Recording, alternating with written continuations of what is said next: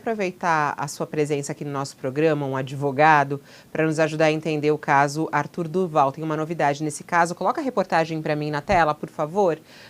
O Conselho de Ética da Assembleia Legislativa de São Paulo aprovou a abertura de um processo contra Arthur Duval. O Conselho de Ética aprovou a abertura desse processo, que pode acabar com a cassação dele, do mandato dele, né, na Lesp. Ele que é deputado estadual, atualmente está sem partido. Ontem, ele apresentou a sua primeira defesa. O advogado dele alegou que as mensagens sexistas enviadas pelo parlamentar foram ilicitamente divulgadas e pediu o arquivamento do processo. Após a análise do documento, os membros do colegiado decidiram por admitir a abertura do processo, ou seja, foi negada essa defesa, quer dizer, a defesa aconteceu, só que não acolheram, né? E aí até queria entender isso. Como é que o senhor vê essa abertura, né, desse processo? Acha que pode resultar realmente em cassação? É caso de cassação? E outra coisa, pelo fato de ela ter sido enviada num grupo fechado a mensagem, essa desculpa dele, né, essa justificativa dele, faz sentido? Esse é um aspecto muito importante, Fabíola. Quer dizer, o decoro parlamentar, ele é um ônus, né, ele é uma exigência, ele é uma responsabilidade que o parlamentar assume no momento em que ele assume o seu mandato, no sentido de se portar publicamente, né, de maneira que seja compatível com parâmetros de ética, com parâmetros de respeitabilidade social.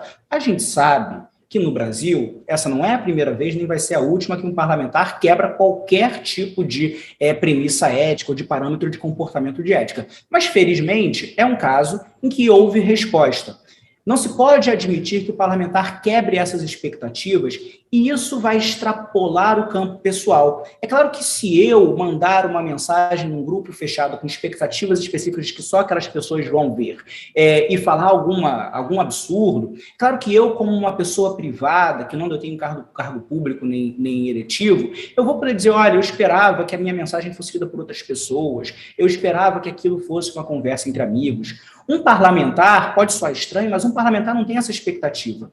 Sempre que um parlamentar fala, ele não fala mais como uma pessoa privada, ele também fala como uma pessoa privada, mas ele fala como uma pessoa pública.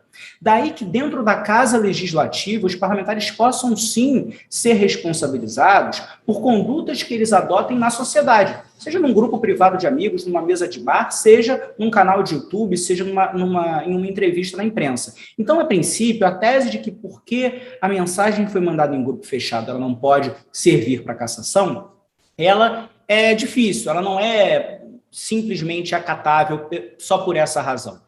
Isso significa, basicamente, que o Arthur Duval está sujeito assim, seriamente à possibilidade de perda do mandato por quebra de decoro, por quebra de parâmetros éticos. Isso pode acontecer? Pode, porque a Casa Legislativa tem esse poder. E a gente precisa lembrar, Fabíola, esse é um ponto que foge à nossa perspectiva, que é muito raro que um conselho de ética, uma comissão de ética parlamentar, siga com investigações e culmine, eventualmente, na perda do mandato. Não é comum que um parlamentar perca o seu mandato por quebra de decoro. Em geral, ele vai tomar uma advertência, ele vai tomar algum tipo de sanção dentro do parlamento e a vida vai continuar. Agora, o caso foi tão grotesco, a gente pode até discutir se é tão grotesco quanto outros que a gente já viu, não geraram nada, mas o caso foi tão grotesco que a gente está vendo isso avançar, e é importante que avance para passar uma mensagem de respeito às mulheres, mas também uma mensagem de civilidade mínima, de respeito a direitos fundamentais e a direitos humanos.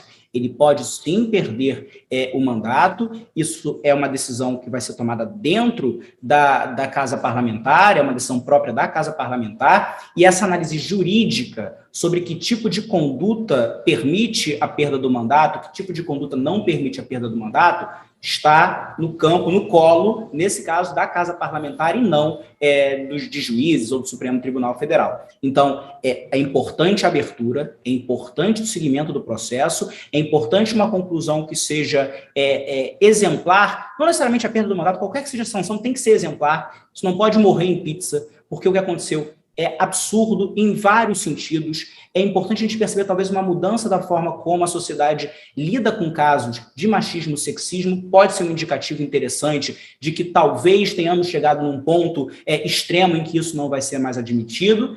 E, evidentemente, o deputado vai poder exercer a sua legítima defesa nesse processo e suscitar o que for necessário para a defesa dele, para evitar a sanção que ele acredita que não é devida. Vamos aguardar aí os próximos passos.